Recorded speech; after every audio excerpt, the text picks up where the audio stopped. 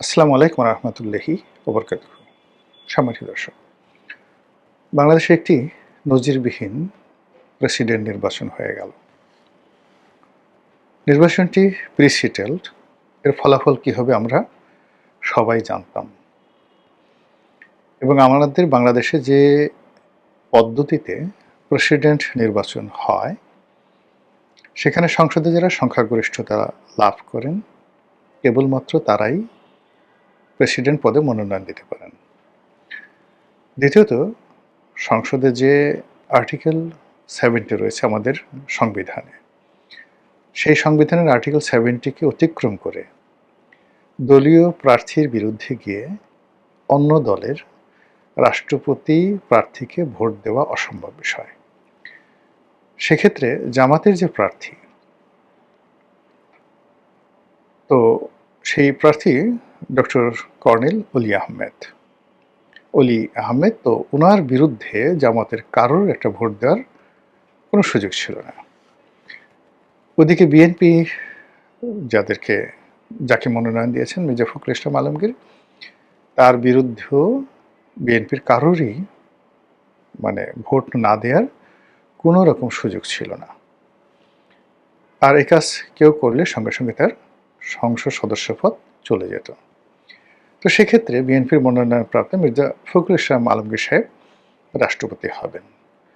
এতে নতুন কিছু ভাবার স্কোপ নেই, করার কিছু নেই, যদি প্রাকৃতিক কারণে নির্বাচনের আগে কোনো প্রার্থীর যদি কোনো দুর্ঘটনা না ঘটে, অর্থাৎ হযরত জিবরাইল আলাইহিস সালাম যদি তাদেরকে সালাম কালাম না করেন, তাহলে ওই বিএনপির মনোনয়ন যিনি পেয়েছেন তার রাষ্ট্রপতি হওয়ার পথে আর কোনো বাধা নেই। এগুলো এক। ২ নম্বর হলো যে আমাদের রাষ্ট্রপতি পদটি আনাকুম জানাকুম আলাম সালাম, সালাম কালাম দিবে।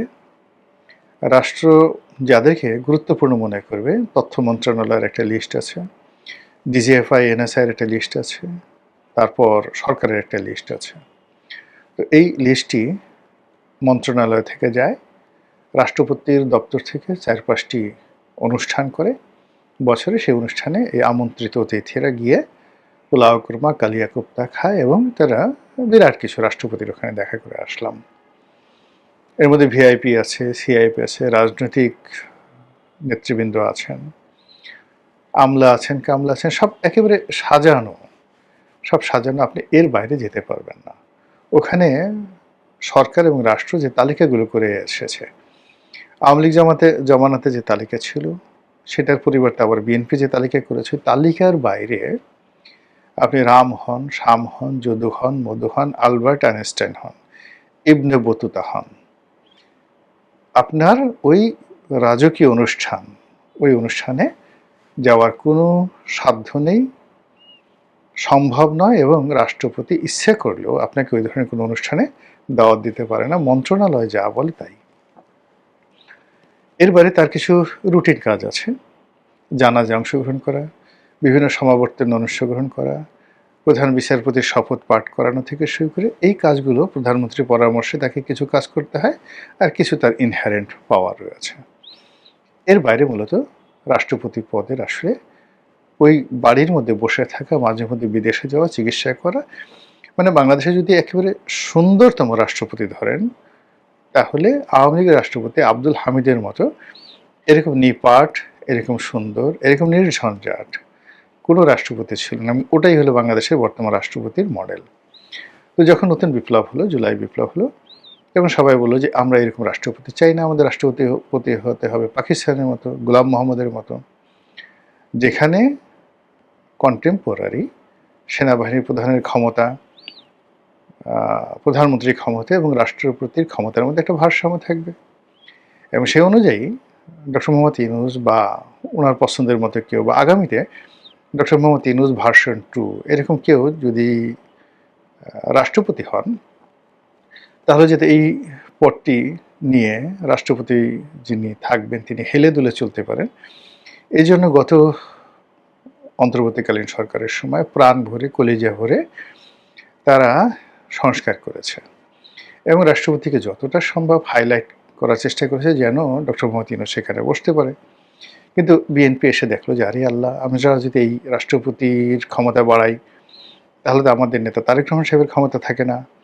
আমরা এত বছর পর ক্ষমতায় এলাম, রাষ্ট্রপতি এক ধরনের কথা বলবে, রাষ্ট্রপতি জামাতের কথা মতো চলবে, এনসিপির কথা মতো চলবে, আমেরিকার কথা মতো চলবে, আর আমরা বসে বসে আঙ্গুল চুষবো, এটা তো হয় না।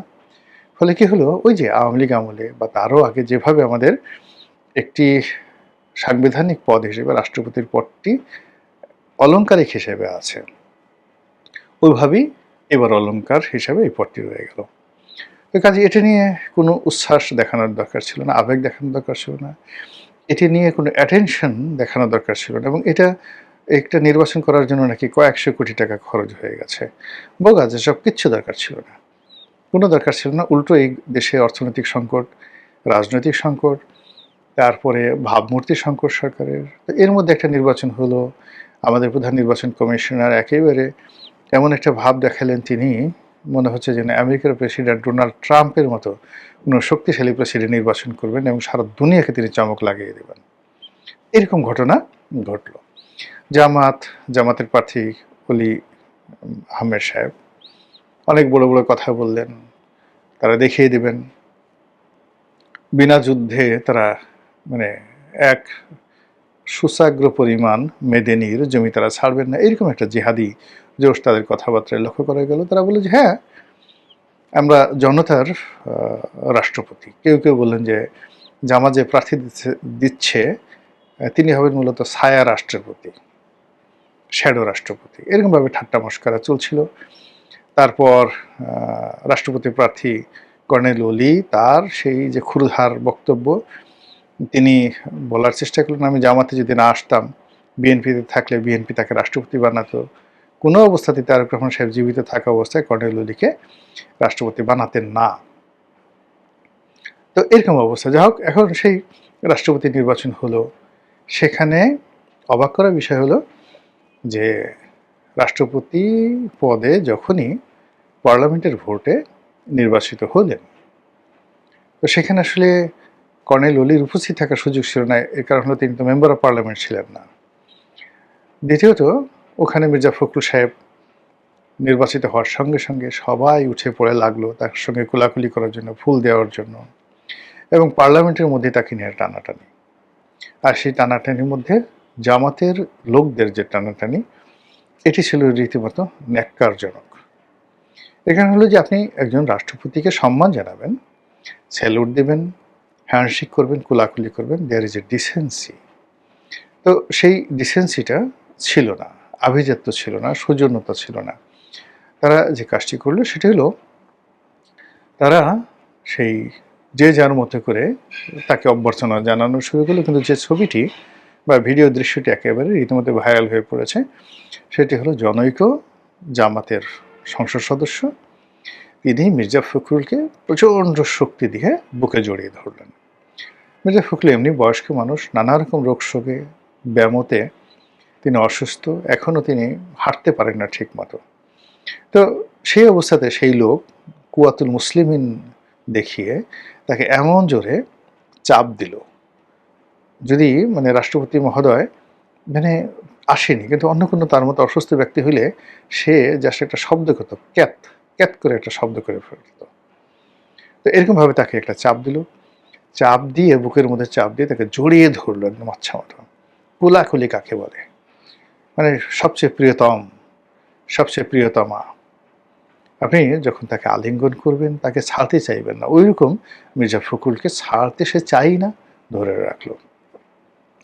এখন কোলাকুলি করার আগে বা পরে আমরা তো এটা বুঝতে পারিনি, একবার কিংবা দুইবার এটা আমরা বলতে পারবো না, কিন্তু তিনি বারবার একেবারে ছোট একটা বাচ্চা বা শিশু বা একেবারে বুড়া মানুষ যার কোনো চলৎ শক্তি নেই, এরকম একটা লোকের দুই সোপার উপর হাত দিয়ে, আমরা যেমন একটা ছোটো বাচ্চার দুই সোপা মানে গালের উপর হাত দিয়ে তার কপালে চুম্বন করি, বুড়া মানুষের কপালে চুম্বন করি, সন্তানের গলায় চুম্বন করি, ওইভাবে মির্জা ফখরুলের দুই গালের উপরে হাত রেখে বেচারার একেবারে কপালের উপর জোরে একটা চুম্মা লাগিয়ে দেওয়া হলো। এই যে দৃশ্য, এই দৃশ্যে সারা বাংলাদেশের ট্রল পড়ে গেল। জামাত শেষ পর্যন্ত রাষ্ট্রপতিকেও ছাড়ল না, তাকেও চুমা দিতেই হবে।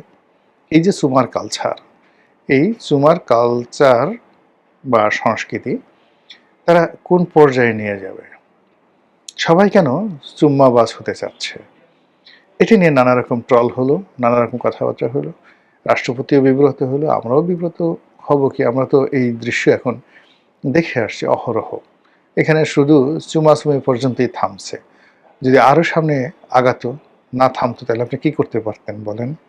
তো এই যে একটা অবস্থা, সেটি নিয়ে এখন বিভিন্ন মানুষ ট্রল করার চেষ্টা করছে যে, আরে আপনারা ভোট দিলেন কর্নেল ওলিকে আর চুমো দিলেন মির্জা ফখরুল ইসলাম আলমগীরকে।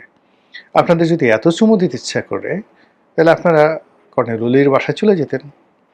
সবগুলো জামাতের যারা এমপি আছে, এনসিপির এমপি আছে, তারা কর্নেল ওলিকে ওইভাবে জোরে জড়িয়ে ধরতেন, চুম্বন করতেন এবং বলতেন যে, আপনি আমাদের রাষ্ট্রপতি, আমরা যেহেতু মনোনয়ন দিয়েছি, আমরা মির্জা ফখরুল সাহেবকে, যেহেতু তিনি থাকবেন, নির্বাচিত হয়েছে সেটা আলাদা কথা, বাট ইউ আর আওয়ার রাষ্ট্রপতি, আমরা আপনাকেই প্রণতি দিলাম, ফুলের মালা দিলাম, এবং আমাদের এই যে টোটাল এতটি ভোট আমরা দেখেন আপনাকে প্রদীপ পয়েন্টে দিয়েছি। কাজে আপনি আপনার যে সম্মান মর্যাদা আমরা রক্ষা করলাম, এবং কৃতজ্ঞতা স্বরূপ আপনি আমাদের দলে এসেছেন, আর আমরা আপনাকে ভোট দিয়েছেন, আসলে আমরা পরস্পরের সঙ্গে চুমাচুমি করি। আপনার কপালে আমি চুম্বন দিচ্ছি, আপনি আমাদের কপালে চুম্বন দেন।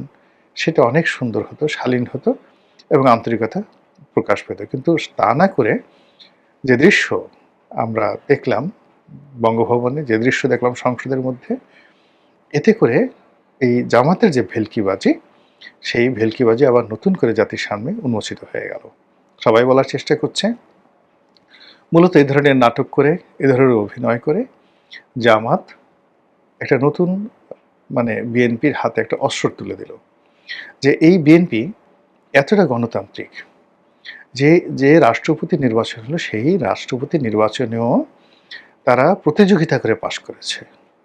যেভাবে এই ত্রয়োদশ জাতীয় সংসদ নির্বাচনে তারা তুমুল প্রতিযোগিতা করে বিজয়ী হয়েছে, একইভাবে রাষ্ট্রপতি নির্বাচনেও তারা অতীতের দৃষ্টান্ত মতো হয়নি, তারা প্রতিযোগিতা করে নির্বাচন করেছে।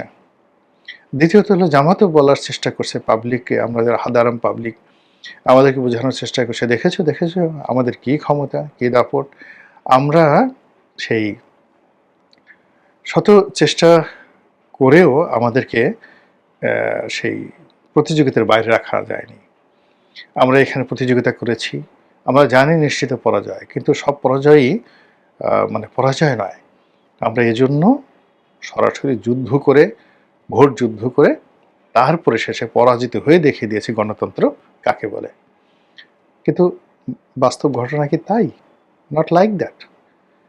বাস্তব ঘটনা মনে হচ্ছে কেউ হয়তো মহামানব হতে চাচ্ছেন, কেউ হয়তো কাউকে মহামানব বানানোর চেষ্টা করছেন, আর আমরা সেই পাবলিক মানব এবং মহামানবের সেই যে অসম যুদ্ধ, সেই যুদ্ধের দৃশ্য দেখে হা হা রিয়্যাক্ট দেওয়া ছাড়া আমাদের আর কী বা করার আছে। মহান আল্লাহ আমাদের সবাইকে হেদায়েত দান করুন, হেফাজত করুন। আসসালামু আলাইকুম ওয়া রাহমাতুল্লাহি ওয়া বারাকাতুহু।